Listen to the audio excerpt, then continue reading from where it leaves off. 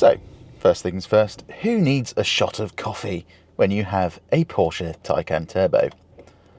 Sports Plus, adequate. Foot on the brake, foot on the throttle, off we go. Oh my God!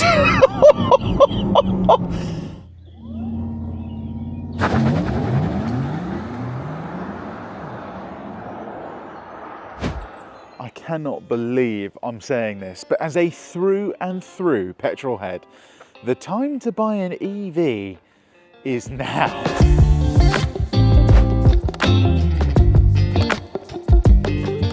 This 680 horsepower Porsche Taycan Turbo was over £150,000 when new. Yeah, 150 grand. And if you told me that 5 years ago, I'd say 150 grand, what drugs are you smoking? Because I want some. An absolutely mental amount of money for a car, let alone an EV. Thing is though, I've just driven it and I can't yet explain why, but it's now £55,000 price tag. Makes more than just sense. It makes me feel like one of those people that somehow have a £240,000 heirloom that they thought was worth 50 quid on Antiques Roadshow. Now before we look at the interior, we're going to go for a quick drive first because, well, it's got 680 horsepower basically. But not only that, it has 850 newton meters of torque, obviously from 0 revs, and a 2-speed gearbox. Yeah, in an EV, that's a bit weird. So let's just get straight to it.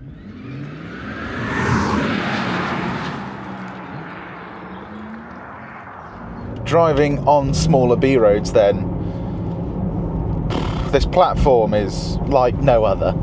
The Porsche Active Suspension Management System, or the PASM, is crazy. So this is running on air suspension, and it just does things that I can't quite explain.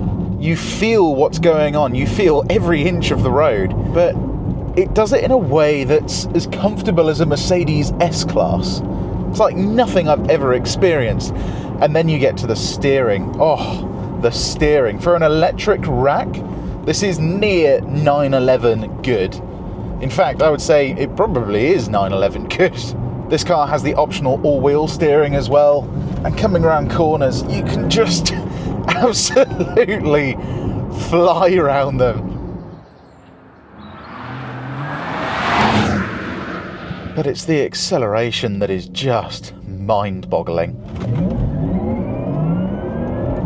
Oh. You can actually hear the 2-speed gearbox changing gears as well. This goes down a road like nothing I've ever experienced. 2.3 tons, and unless you're going crazy fast, you just do not feel it. The suspension just keeps you flat, completely flat. It warps your perspective of what a fast car is. Then there's the forwards visibility. Because there's no V8 under the front bonnet or the frunk, you've got this nice sloped bonnet line, which is like a McLaren 720S. You can see everything that's going on in front of you and to your sides, and it's so confidence inspiring. The reason I film these reviews on public roads is because I want to just convey how ridiculous these kinds of cars really are. It's all very well and good seeing them on a circuit, but seeing them on a public road is something else. So on the tighter, slower stuff, it's a marvel of engineering. But remember, this is a used Taycan. So does it perform like a used Taycan Turbo on the 0 to 60 sprint, or does it perform like a new one? Well, before we do that, we must charge the thing.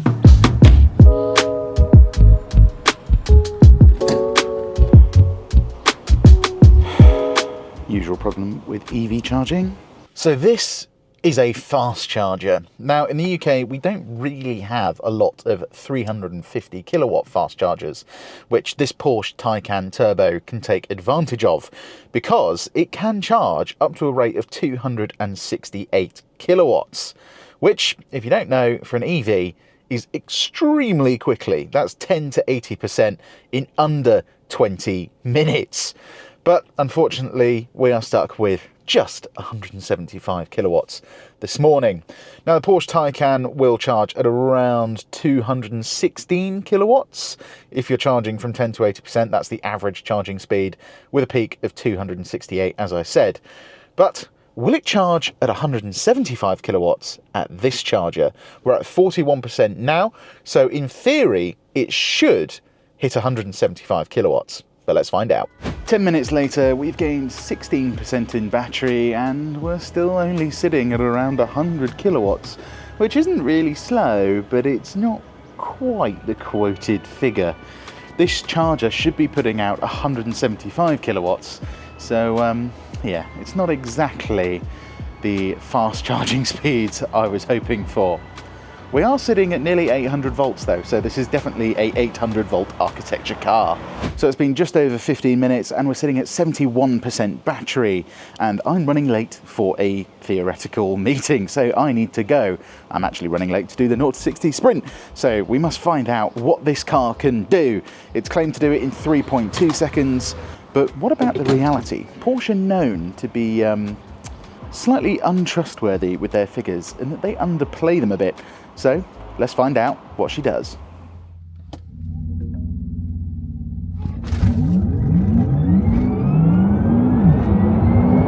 No real surprises there then when I say this thing is ridiculously fast. And remember, this isn't even the S model.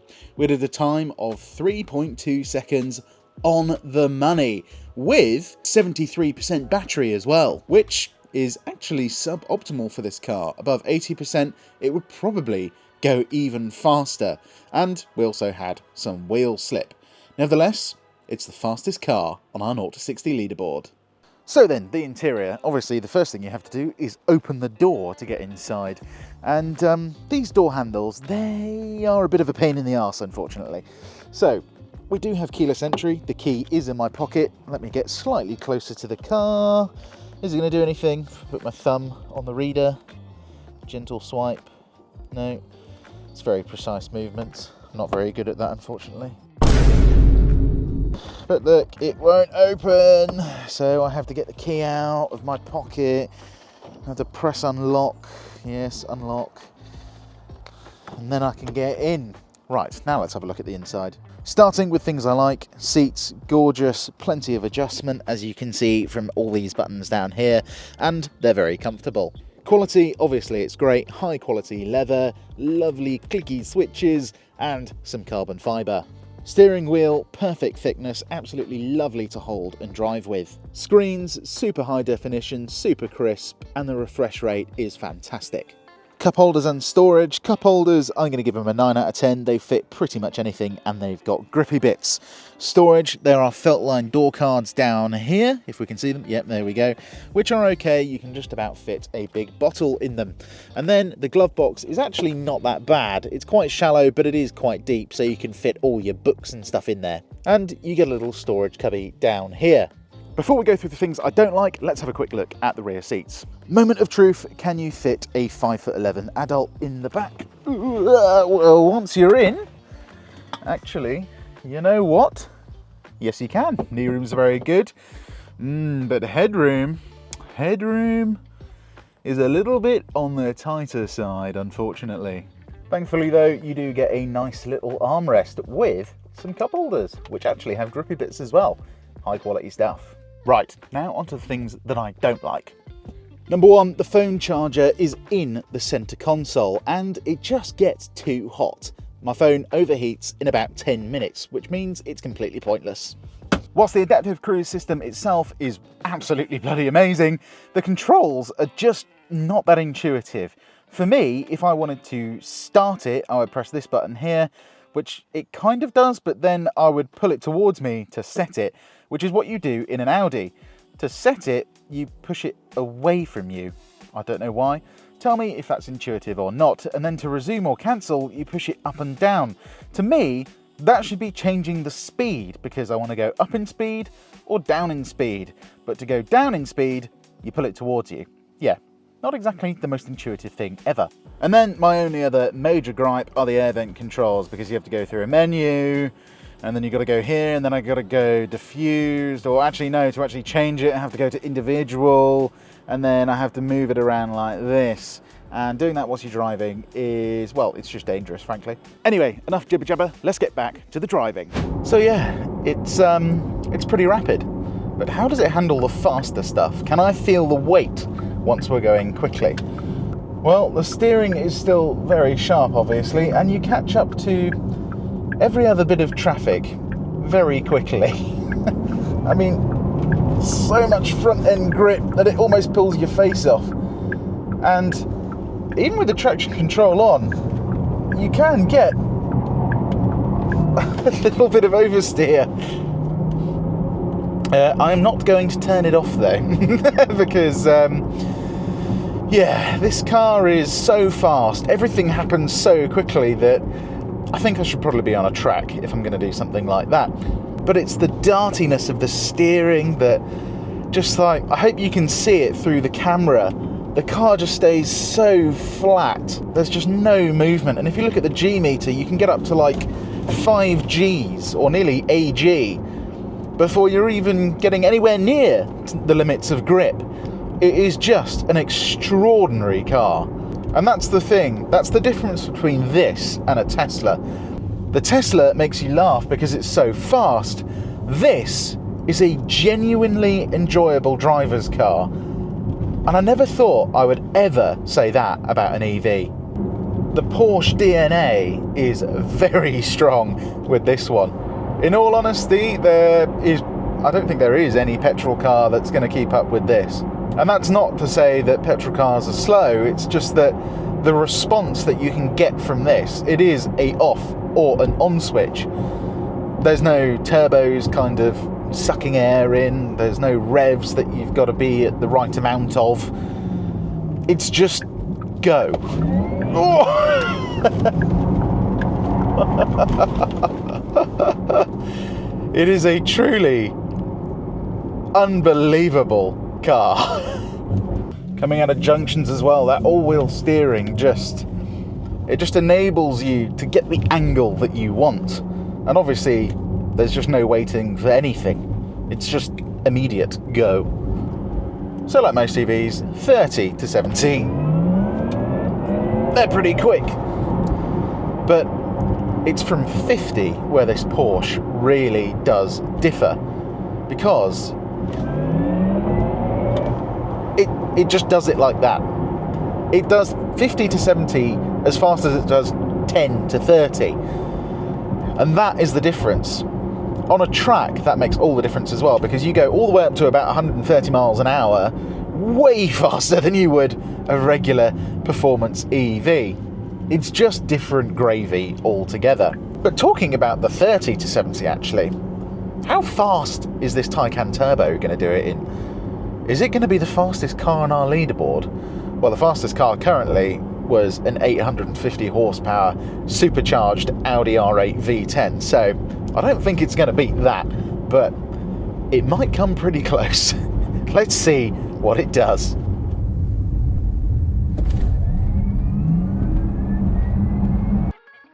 So no, unfortunately, we did not dethrone that supercharged Audi R8 V10 Plus. But what we did do is beat literally every other car on this list, including a 2020 BMW M5 Competition, known for being insanely fast as stock, a Mercedes E63S, an M4 CS, and, well yeah, just everything.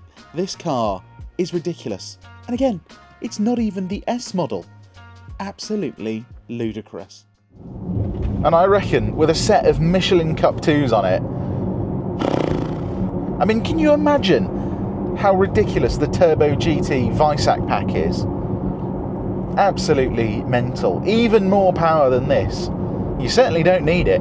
But then you get to the Taycan's party piece, and that is the fact that it's just an EV at the end of the day. It can tear your face off, the brakes are insane, the steering feels like a 911, and you could take it to a track and do lap after lap after lap. But then you get on the motorway, you go into normal, the car raises itself up again, the suspension becomes almost Rolls-Royce-like in its suppleness, in its subtlety. The steering slackens off, it becomes nice and light, and then you have the Porsche intelligent drive system. You just set it, whack your speed on, 70 miles an hour, and the car then just takes over. And the thing is, even though this is an EV, you can get an average of about 235 miles of range in this thing, and that is on the low end. During summer, during warmer weather, if you go in range mode and drive a little bit more slowly, you can get upwards of just over 300 miles out of this thing, which is pretty crazy. And remember, that's not going from 100 to 0% charge, that's going from about 90 to 10%, so you're not running out of charge. So when people say, oh, you're going to have a lot of range anxiety with an EV, you could charge this thing once a week if you do the average commute of 40 miles each way in the UK. And then people go like, oh, well, what if this car's used? Surely, like, after 4 years, you need a new battery. No.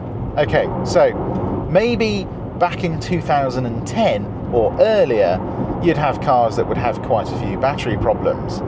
But if you don't have a battery problem, which you're pretty much just not going to have these days, especially in something like this, you're going to get a car that's going to last 250,000 miles easily. And I was at something called SMMT the other day, and we were looking at battery technology and the lifespan of batteries in cars. And I'll tell you what, the data is quite surprising, and that's coming from a petrol head. Cars that had done, a lot of miles, in the hundreds of thousands, still had 88% of their battery life left, which is pretty crazy. But anyway, I digress. What else makes this car great on the motorway? Well, you have that Porsche intelligent drive system that just drives for you. You don't have to do any of the steering, any of the driving at all. It follows the car in front. And then there's just the sheer quietness of this thing. This thing did 70.3 decibels at 70 miles an hour. That is our quietest car. For reference, an Audi Q5 did 70.5. So this is as quiet as one of Audi's flagship SUVs. It can do track work, it can do B-road work, and it can do the motorway work as well. It can literally do everything. And of course, being on air suspension, it can drive around town over speed bumps because you can just lift the car up. Like if I want to, I just go to the chassis level and press lift. Obviously you have to do it under a certain speed, but it's great. It just means you can get as low as you want when you need to and as high as you want when you need to as well. In conclusion then, obviously this is a mental car and it's insanely impressive. But it's the strangest thing really. Throttle response better than any naturally aspirated V12 or internal combustion engine powered car ever. Steering, well, as good as a Porsche. Suspension and ride, on a level I couldn't even comprehend till this morning, but yet something's missing. Nonna's lasagna isn't hitting like it usually does. But why? It's got all the ingredients layered to perfection as usual, but at the same time I can taste all those ingredients separately. I'm missing a constant, a layer that intertwines with everything else. Connect the dots, if you will. And it's the fat, it's the love, that's what I'm missing. The ingredient that enhances every other. A thrum, a heartbeat, actually a rhythm, yeah that's it, a rhythm, that's what I'm missing. Every component is perfect, but it's actually missing that slight imperfection. That's what I'm looking for. That's the Taycan, sheer perfection in its purest form. It's just missing, well, you're going to hate me for saying this, an engine. I suppose that's what the 911 GT3 is for. I just wish it had 4 proper seats. Oh well. Anyway, as always, I hope you enjoyed content like this. If you did, please give us a like, and why not subscribe, as not only can you see more content like this, you can see everything we have for sale, which includes this lovely Porsche Taycan Turbo. As always, links will be down in the description below, and if you want to go and see some more videos, I'll put some links on the screen now. Anyway, my name has been Tom, and you have been watching Paragon Cars. I'll see you lot on the next one. Cheers.